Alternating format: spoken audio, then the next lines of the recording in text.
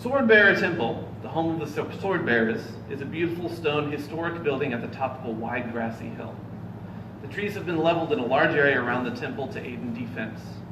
A nice side effect of this bare hill is that it grants a beautiful view to the west as the sun sets.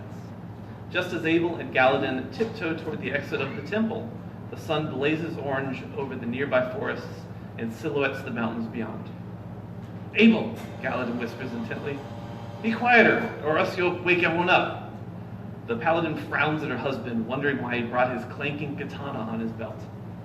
The spell sword shrugs off the comment and peers around the corner at the huge double doors that serve as the main entrance and exit of Swordbearer Temple. A slender woman with a crossbow on her back, hair pinned up, and a flowing gown stands guard by the door. She is moving gracefully in practice of one of her many dance styles. Abel nods approvingly and whispers, "Ah, good. Lucille's on duty at the front gate." Galadin lets out a sigh of relief. "That's good. She won't care that we're sneaking." "Yeah," Abel agrees. "Let's just try walking past her."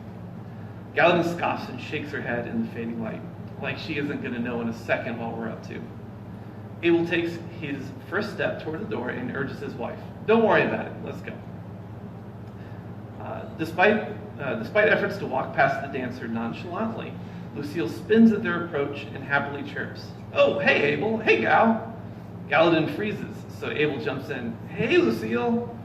Lucille takes a step forward toward her allies with a warm smile. "What are the two of you do?" She stops in her tracks at her sudden realization of the situation. Her smile broadens significantly. "Oh." Abel quickly denies the implication. "No, it's not like that. No," Lucille chuckles knowingly. "I'm sure it is like that." Galadin starts to explain. "No worries," Lucille reassures. "You don't need to explain. You two are married. You need your alone time. I'm no idiot." Abel puts his hands together as if to thank his friend for her generosity and ask a favor at the same time. Lucille rolls her eyes and agrees to the unspoken request. "I won't tell anyone. Just go, you lovebirds." Galadin replies haltingly, "Thanks, Lucille." The two shuffle past the dancer in silence. They walk out onto the lawn and into the fading light of the evening. Once they are finally out of earshot of Lucille, Galadin blurts, "Well, that was the most awkward thing ever." "Yeah," Abel agrees, though there is far more amusement in his tone than in his wife's. "But if there's anyone who gets it and doesn't care, it's Lucille." "True," Galadin agrees thoughtfully. "Come on," Abel says as he takes his wife's hand. "The sun's getting lower." The two walk hand in hand further down the hill to an isolated spot with a good view of the far western mountains. They find a tree with a wide trunk and sink down to sit with their backs to it. Galadin leans her head on her husband's shoulder peacefully and watches the sun for a long moment on its slow descent towards the horizon. With a quiet, peaceful tone, Abel eventually muses, "It's nice to get out, have some time to ourselves for once." "Indeed," Galadin agrees, matching her husband's tone. "So, what do you want to talk about?" Galadin raises her head from her husband's shoulder and thinks about this question for a moment before answering. "Well, everything's so seriously recently. The fate of the earth, Canton, and even the abyss is in our hands. Let's talk about something completely asinine." Abel looks at his wife with amusement. "Okay, I'm game. Like what?" Galadin puts her hands on her knees and squeezes them together as if she was a child once more. "How about who likes who?" Abel lets out a massive laugh that echoes across the hillside. "Seriously? Like we're teenagers again?" "Yes, exactly." Abel shakes his head in bewilderment and awe at the woman beside him. "I love you. You're so stoic and serious most of the time, but there is such a playful, silly side that few ever get to see. I love it." Galadin smiles and looks into her husband's eyes for a moment. Then she lightly punches him in the shoulder. "It's better than you always being a goofball." "What? I'm not always a goofball." Galadin puts her hands in the air as if a monster looms above them and mocks, "Oh no, a dragon, we're gonna die. Now let's make a joke about it. Ha ha." Abel can't help but smile broadly at his wife's ridiculous description of himself. "That's Finn you're talking about. He's the goofball." Galadin seizes the opportunity to refocus the conversation. "Speaking of Finn, going back to our original topic, who he likes? I feel like a child. Well, it's obvious he and Salome are a thing. Gallatin nods in approval. I'm glad you aren't too dense to pick up on that. They're together constantly, Abel explains. It's hard to miss. The two sit quietly for a moment. The sun finally touches the highest point of the mountains far away. Okay, Gallatin breaks the silence. Do you think anyone else has a crush? We're still doing that? Okay, no, I guess I can't think of anyone. However, I have a feeling you have a hunch. Gallatin smiles, thinking of the gossip she is about to reveal to her husband. What about Victor and Alice? What? Abel frowns in disagreement. No way. They're all business, those two. They're just friends. Maybe, Gallatin muses for a moment, but I think that's more because they're so dedicated to our mission. There are feelings there, I promise you.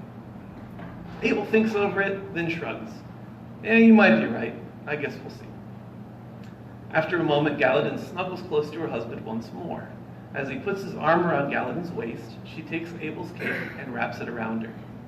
The sun is nearly halfway behind the mountains when Gallatin breaks the silence once again. There's one more person in the group who has a big crush.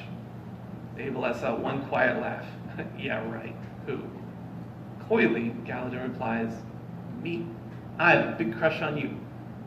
Abel looks down at the beautiful woman in his arms. Oh, really? It's not like we're married or anything. He, Gallatin giggles uncharacteristically. She puts a finger on Abel's lips and coos, it's a secret crush. Don't tell anyone. Abel takes her hand, kisses her palm, and moves it to his cheek. My lips are sealed. They are. Gallatin pushes herself up slightly so she is level with her husband. Well, that's the opposite of what I want them to be right now. The two share a long, passionate kiss, wrapped up in Abel's cape and the growing darkness of the oncoming night. In this moment, the numerous battles, the gravity of the situation they're in, and all the evils of the world fall away and are meaningless. The tree above them rustles in a slight breeze, and the two finally pull away from each other. Looking into his wife's eyes, Abel gushes, I love you, Gallatin, and I love you, Abel. Husband and wife finally turn to look at the sunset to find it completely absent in the sky. The encroaching navy blue above them has pushed out the majority of reds and oranges. Only between the peaks of the mountains can a band of deep crimson still be seen. Oops, Abel muses. We missed the sunset. After a moment, Gallatin sighs. Worth it.